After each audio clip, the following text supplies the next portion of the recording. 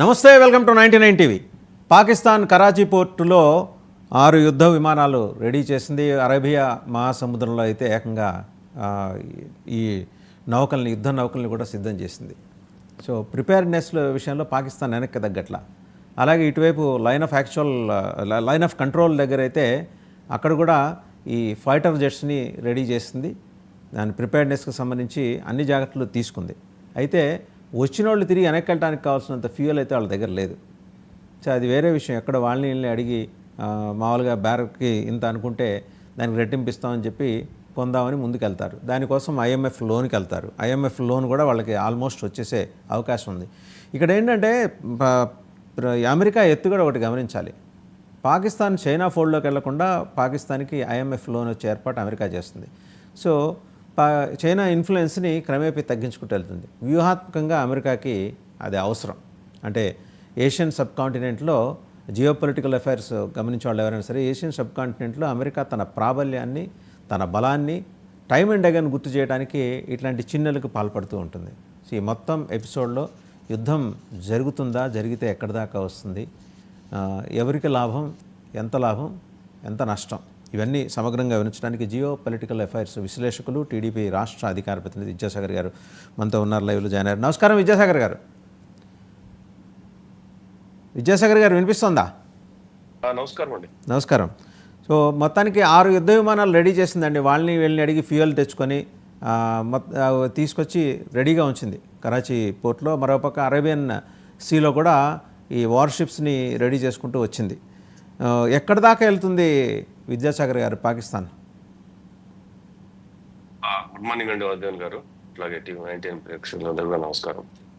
ఇక్కడ ఎంత దాకా వెళ్తుంది అన్న పాయింట్ లోనే అసలు ఏం లేదు, అక్కడ విషయం ఏం లేదు, ఎంత దాకా వెళ్ళేది ఏం లేదు. మనం ఎంత దాకా వెళ్ళబోతున్నాం అన్నదే ప్రశ్న ఇక్కడ. అందుకోసం నిన్న సాయంకాలం మోడీ గారు మీటింగ్ లో CCD మీటింగ్ పెట్టిన తర్వాత త్రివిధ దళాలకు సంబంధించి హెడ్స్ అందరినీ కూడా జయశంకర్ గారితో మీటింగ్ పెట్టిన తర్వాత నిన్న రాత్రి అసలు మాక్సిమం పాకిస్తాన్ లో ఉన్న మెయిన్ నగరాలు ఏవైతే ఉంటాయో పవర్ ఆఫ్ చేసుకున్నాయి. నిన్న రాత్రి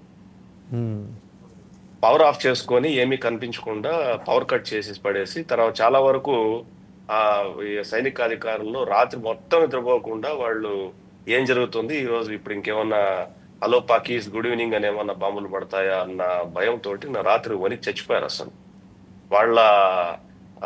వాళ్ళకి నిద్రలేని రాత్రి నిన్న మొత్తం కంప్లీట్ కూడా.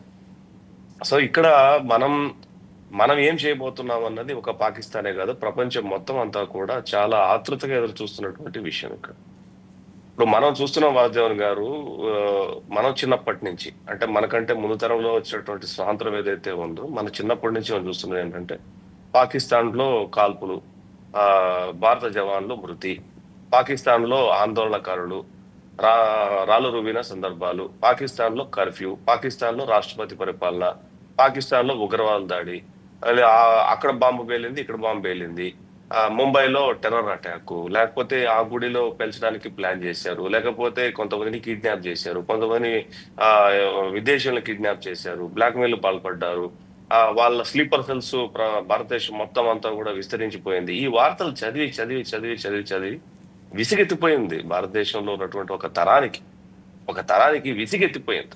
అట్లీస్ట్ మన తరం అయితే దీంతో విసిగి వేసారిపోయింది, విసిగెత్తిపోయింది. సో ఎంతకాలం టాలరెన్స్ చేయాలా, ఎంతకాలం ఈ బుజ్జగింపు రాజకీయాలతోటి ఒక దేశాన్ని డీల్ చేయటం?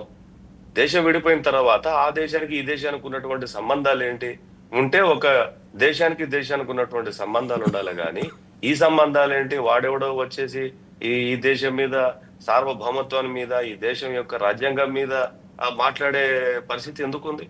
నిన్న రాత్రి కూడా deputy prime minister of Pakistan and defence నుంచి, ఆర్మీ నుంచి ఒక ఆఫీసర్ ని నిన్న రాత్రి కూడా మీటింగ్ పెట్టుకున్నారు.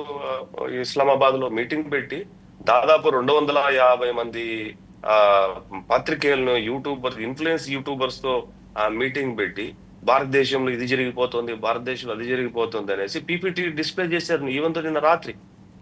అంటే భారతదేశంలో ఎన్ని కేసులు పెట్టారు, ఎవరో ఒక బీహారీకి సంబంధించినటువంటి నటి, ఆవిడ మీద దేశద్రోహ కేసు పడింది ఈ మధ్యలో. ఆవిడేదో క్వశ్చన్ చేసింది అని. అస్సాంలో ఒక ఎమ్మెల్యేను దేశానికి వ్యతిరేకంగా మాట్లాడితే కేసు పెట్టారు. అవన్నీ డిస్ప్లే చేశారు పాకిస్తాన్ ప్రెస్ మీట్ లో. సో పాకిస్తాన్ లో కొంతమంది ప్రోగ్రెసివ్ గా ఉన్నటువంటి జర్నలిస్టులు వాళ్ళు పాకిస్తాన్ కి వ్యతిరేకంగానే క్వశ్చన్లు వేస్తే కూడా వాళ్ళ మీద కూడా రివర్స్ లో ఆ ఆఫీసర్స్ కానీ డిప్యూటీ ప్రైమ్ మినిస్టర్ కానీ ఎంత సీరియస్ అయ్యారో నేను చూశాను నిన్న రాత్రి. సో ఇవన్నీ ఇవన్నీ చూసుకుంటే దీనికి చమరగీతం పాడాల్సినంత అవసరం ఉంది. మొన్న పెహల్గామ్ లో జరిగింది చాలా అన్యాయం, దారుణం. 6 రోజులు కూడా పెళ్లి కాకుండా ఒక భర్తను కోల్పోయినటువంటి అమ్మాయి ఫోటో చూస్తే ఆ బిడ్డకు జరిగినటువంటి అన్యాయం మరి ఏ బిడ్డకు జరగకూడదు అన్నంత మనసు దేశాన్ని కదిలించేసింది ఆ సంఘటన. చిన్న బిడ్డల ముందర తండ్రులను చంపటం, భార్యల ముందర భర్తను చంపటం, అది ఒక విషాదమైనటువంటి సంఘటన. దీనికి మోడీ గారు చాలా మెయిన్ కల్ప్రిట్ బిహైండ్ దుర్గాప్రసాద్ గారు అంటే ఆ 7 వచ్చిన వాళ్ళలో మూసా హషీమ్ అని ఉన్నాడు. వాడు పాకిస్తాన్ కమాండో. వాడు ఏమన్నాడో తెలుసా అండి, అక్కడ ప్రత్యక్ష సాక్షులు చెప్పింది, ఈ చంపాలనుకుంటున్న మగాళ్ళ గుండెల మీద బూటుకాళ్ళు పెట్టి పాయింట్ బ్లాంక్ రేంజ్లో షూట్ చేసే ముందర మిమ్మల్ని చంపుతాం, మీ ఆడలను ఉంచుకుంటాం. రగిలిపోదా అండి, భారతీయ రక్తం రగిలిపోదా అలా అంటుంటే? ఎవరిని ఎవరు ఉంచుకుంటారో ఎవరిని ఎవరు చంపుతారో ఇక 1 or 2 days లో తెలుస్తుంది కదండి. So I should not talk like this. నేను వాళ్ళలాగా నేను మాట్లాడలేను.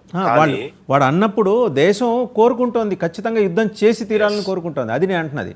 ఇలాంటి ఒక్క సంఘటనతోనే కాదు. ఇప్పుడు నేను మీ సీక్వెన్స్ ఆఫ్ ఇన్సిడెంట్స్ చెప్పుకుంటూ వచ్చాను ఒక 40 సంవత్సరాల నుంచి. ఈ 40 సంవత్సరాల్లో విసిగిపోయి అదే పేపర్ లో హెడ్లైన్స్ వచ్చే స్థాయి దగ్గర నుంచి ఎక్కడో మూల వేసే స్థాయి వరకు వచ్చిందంటే పత్రికలు కూడా ప్రసార మాధ్యమాలు కూడా రాసి వాటి మీద విసుగు చెందిపోయి.